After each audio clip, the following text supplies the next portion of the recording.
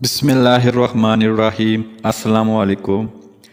हज़रत उमर फ़ारूक रज़ी अल्लाह ताला अन्हु का दौर हुकूमत किस्त नंबर 48 के साथ आज हाजिर हैं। कहते हैं कि आप बैतुल मक़दिस की तरफ तशरीफ़ ले चले। रास्ते में एक पहाड़ आई। आप रास्ता कता करने की गर्ज से इस पर चढ़े। मुसलमानों की एक जमात रेशम के कपड़े जो इन्हें जंग यरमूक में हाथ आए थे पहने हुई थी। आपने इनके मुतल्लिक़ हुक्म दिया कि इनके चेहरों पर मिट्टी डाल दी जाए और कपड़े फाड़ दिए जाएं। आप बराबर पहाड़ी की घाटी पर चलते रहे हत्ता कि बैतुल मक़दिस के करीब पहुंच गए। जिस वक्त आपने बैतुल मक़दिस को देखा तो फरमाया, बारे इलाह हमारे लिए फ़तेह आसान कीजिए और अपनी तरफ से हमारे लिए मदद देने वाला गलबा नैत कीजिए। इसके बाद आप आगे चले। मुसलमानों के कबाइल और अलमबरदार हजरात ने आपका इस्तकबाल किया। आप आगे बढ़े और हज़रत अबू उबैदा बिन जर्राह की फर्जगाह के करीब तशरीफ़ फरमा हुए। बालों का बना हुआ एक खैमा आपके लिए नस्ब किया गया और इसमें आप मट्टी के ऊपर बैठ गए। फिर उठकर 4 रकात नमाज अदा फरमाई। वक़्त रहमतुल्लाह अलैह कहते हैं कि मुसलमानों के लश्कर में तकबीर व तहलील का एक शोर बुलंद हो गया और अल्लाहु अकबर के फलक शगाफ नारे गूंजने लगे। बैतुल मक़दिस में रहने वाले ईसाई इस शोर को सुनकर फसील पर चढ़े। पोप ने कहा, कम बख्तो, अरबों को क्या हुआ कि ख्वामख्वाह बगैर लड़ाई के इस तरह शोर करने लगे। अगर देखो तो एक शख्स जो अरबी ज़ुबान जानता था मुसलमानों के लश्कर की तरफ झुका और कहने लगा, या माशरुल अरब, हमें भी इस किस्से के मुतल्लिक़ मतलब करो कि उन्होंने चौंका मदीनतु रसूल सल्लल्लाहु अलैहि वसल्लम से हज़रत अमीरुल मोमिनीन उमर बिन ख़त्ताब रज़ी अल्लाह ताला अन्हु तशरीफ़ लाए हैं, इसलिए इनके आने की खुशी में मुसलमान तकबीरों के नारे बुलंद कर रहे हैं। नसरानी ये सुन के पोप के पास आया और उसे इसकी इत्तला दी। ये सुन के चिपका हो रहा और नीचे गर्दन करके ज़मीन को देखने लगा और कुछ जवाब न दिया। सुबह हुई तो अमीरुल मोमिनीन हज़रत उमर फ़ारूक रज़ी अल्लाह ताला अन्हु ने मुसलमानों को फजर की नमाज़ पढ़ाई और हज़रत अबू उबैदा बिन जर्राह से फरमाया, आमिर, तुम लोगों के पास जाओ और मेरे आने की इत्तला करो। हज़रत अबू उबैदा बिन जर्राह शहर पनाह की फसील के पास तशरीफ़ लाए और ज़ोर से आवाज़ देकर फरमाने लगे, बैतुल मक़दिस के बाशिंदों, हमारे सरदार हज़रत अमीरुल मोमिनीन तशरीफ़ ले आए हैं। तुमने जो कहा था इसके मुतल्लिक़ अब क्या करना चाहिए। लोगों ने पोप को इसकी इत्तला दी। ये अपनी कैंसा से बादलों का बना हुआ लिबास पहन के निकला। सरदारान लश्कर, पादरी, रहबान और बश इसके साथ हुए। वो सलेब जिसे ये अपनी ईद के सिवा कभी नहीं निकालते थे सामने उठाई गई। वालिय बैतुल मक़दस इनके हमरा हुआ और पोप से कहने लगा, मुक़द्दस बाप, अगर आप इनकी सिफ़ात हकीकिया से बखूबी वाकिफ़ हैं और इनकी अलामात असलिया को अच्छी तरह पहचानते हैं तो खैर, वरना हम इनके लिए कभी दरवाज़ा नहीं खोल सकते। आप हमें इन अरबों को अपनी हालत पर छोड़ दीजिए, या तो हमें वो मिटा देंगे वरना हम इन्हें नेस्तो नबूद कर देंगे। उसने कहा, मैं ऐसा ही करूँगा। ये कहकर वो फसील पर चढ़ा। सरदारान लश्कर इसके गिर्द खड़े हुए, सलेब आगे की, और हज़रत अबू उबैदा बिन जर्राह से कहने लगा, शेख मोअज़्ज़ज़, क्या चाहते हो। आपने फरमाया, अमीरुल मोमिनीन हज़रत उमर बिन ख़त्ताब, जिनके ऊपर कोई और सरदार नहीं है, यहाँ तशरीफ़ ले आए हैं।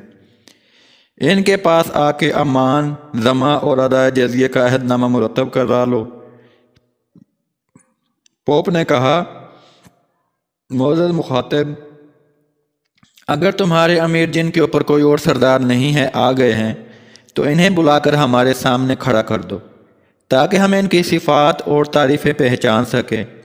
मगर इस तरह खड़ा कीजिए कि वो आपके तमाम आदमियों से अलहदा हमारे बिल्कुल सामने हो ताकि हम इन्हें अच्छी तरह देख सकें। अगर वो हमारे वही साहिब हुए जिनकी तारीफ़ अंजील मुक़द्दस में है तो हम इनके पास आके अमान मांग लेंगे और अदाए जज़िया का इकरार कर लेंगे।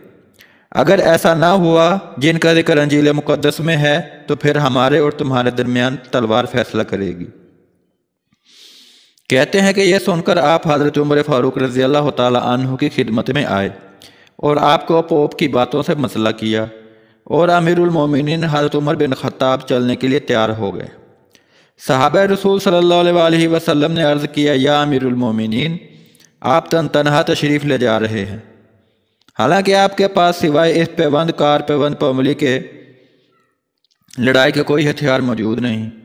ہمیں ڈر ہے کہ کہیں دشمن جناب کے ساتھ بے وفائی اور غداری سے نہ پیش آ جائے اور آپ کو کسی قسم کی تکلیف نہ پہنچ جائے۔ آپ نے کچھ آیات فرمائیں جس کا ترجمہ کچھ یوں ہے، آپ کہہ دیجئے کہ ہمیں ہرگز نہیں پہنچے گا مگر وہی جس کے لیے اللہ نے لکھا ہے ہمارے لیے۔ صاحب وہی ہیں اور اللہ تبارک و تعالیٰ ہی مسلمانوں کو بھروسہ کرنا چاہیے۔ اس کے بعد آپ نے اپنا اونٹ طلب کیا، وہ پیش کیا گیا تو آپ اس پر سوار ہوئے۔ آپ کا لباس وہی پرانی کملی اور سر پر ایک کوتوانی گلیم کا ٹکڑا بندھا ہوا تھا۔ حضرت ابو عبیدہ بن جراح آپ کے ہمراہ تھے۔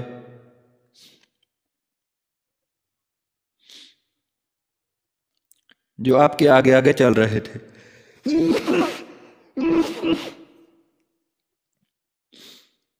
اور ان کے سوا اور کوئی شخص آپ کے ساتھ نہیں تھا۔ جس وقت آپ شہر پناہ کے قریب پہنچ گئے تو اس کے سامنے کھڑے ہو گئے۔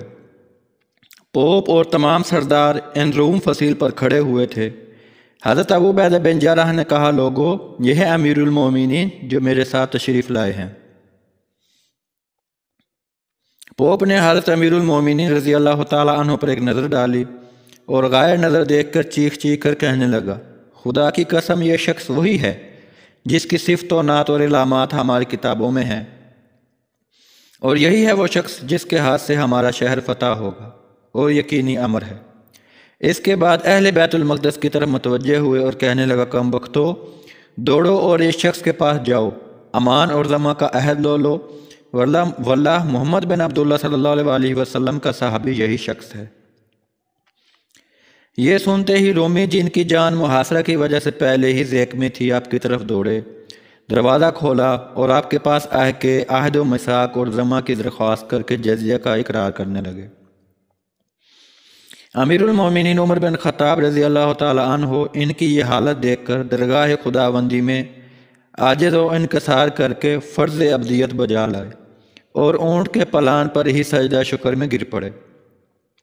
سر اٹھایا تو ان سے مخاطب ہو کر فرمانے لگے، جیسا کہ تم نے درخواست کی ہے، اگر تم اسی پر جمے رہے اور ادائے جزیہ کا اقرار کیا تو تمہارے لیے ضمہ اور امان ہوگا۔ جاؤ، اب اپنے شہر کی طرف لوٹ جاؤ۔ رومی اپنے گھروں کی طرف لوٹ گئے اور دروازہ کھلا چھوڑ دیا۔ حضرت عمر فاروق بھی اپنے لشکر کی طرف مرجعت فرما ہو گئے۔ رات بھر خیمہ میں رہے، صبح ہوئی تو آپ کھڑے ہوئے اور بیت المقدس میں داخل ہو گئے۔ جس روز آپ اس میں تشریف لے گئے ہیں اسی روز 2 شنبہ کا دن تھا۔ جمعہ تک آپ نے اسی میں اقامت فرمائی اور شرق کی طرف ایک خط کھینچ کے محراب کا نشان بنا دیا۔ اس جگہ وہ مسجد ہے جو آپ کے نام کی طرف منسوب، یعنی مسجد عمر۔ پھر اپنے ہمراہیوں کو نماز جمعہ پڑھائی۔ رومیوں نے غداری کا ارادہ کیا۔ ابو الجعید، جس نے جنگ یرموک میں رومیوں کو ایک مصیبت میں مبتلا کر دیا تھا، اپنے بال بچوں اور مال و اسباب کے بیت المقدس میں مقیم تھا۔ اس سے یہ رومی کہنے لگے، ہمارا ارادہ ہے کہ مسلمان جس وقت نماز میں مشغول ہوں اور سجدے میں چلے جائیں تو ان کے ساتھ غداری کریں۔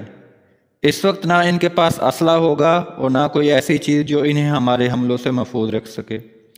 تیری اس معاملے کے متعلق کیا رائے ہے؟ اس نے کہا، ایسا نہ کرو اور غداری نہ کرو۔ اگر تم نے ایسا کیا تو میں انہیں اس کی خبر کر دوں گا اور تم مغلوب ہو جاؤ گے۔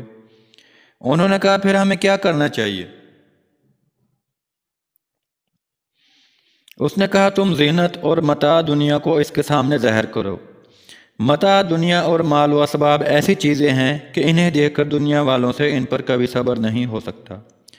لہذا اگر وہ مال و اسباب اور متاع دنیا کی طرف متوجہ ہوئے، ان کی حصول کی کوشش کی اور خواہاں ہوئے، تو میں تمہیں مشورہ دوں گا کہ جو تم کرنا چاہتے ہو وہ کرو۔ رومیوں نے یہ سن کر مقدور بھر کوشش کر کے جتنا مال جمع کر سکتے تھے کیا اور مسلمانوں کے راستے میں ڈال دیا۔ مسلمان آتے جاتے اسے دیکھتے تھے اور تعجب کرتے تھے، किसी ने उसे तमा की नज़र से नहीं देखा और ना हाथ लगाया, बल्कि ये कहते हुए गुजर जाते थे कि तमाम तारीफ़ें अल्लाह तबारक व तआला के लिए हैं, जिन्होंने हमें ऐसी कौम के मुल्कों का मालिक कर दिया जिनके पास दुनिया की इतनी चीज़ें हैं कि अगर अल्लाह ताला के नज़दीक दुनिया मच्छर के पर के बराबर होती तो कोई काफिर दुनिया से एक घूंट पानी भी ना पीता।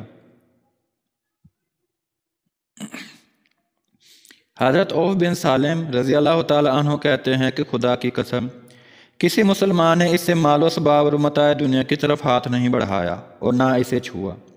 अबू अल-जईद ये देख के रोमियो से कहने लगा, यही वो कौम जिनकी तारीफ़ अल्लाह अज़्ज़ व जल ने तौरात और इंजील में भी बयान की है, ये हमेशा हक़ पर रहेंगे और जब तक ये हक़ पर रहेंगे इनके साथ कोई कौम आँख तक नहीं मिला सकती और ना कोई इनके मुकाबले में ठहर सकती है। दोस्तों 48 नंबर किस्त का यहीं एंड होता है। इंशाअल्लाह बफज़ल खुदा 49 नंबर किस्त के साथ बहुत जल्द हाजिर होंगे। दोस्तों वीडियो को देखें, कमेंट बॉक्स में कमेंट करें, वीडियो को शेयर करें और चैनल को प्लीज़ ज़रूर सब्सक्राइब करें। शुक्रिया।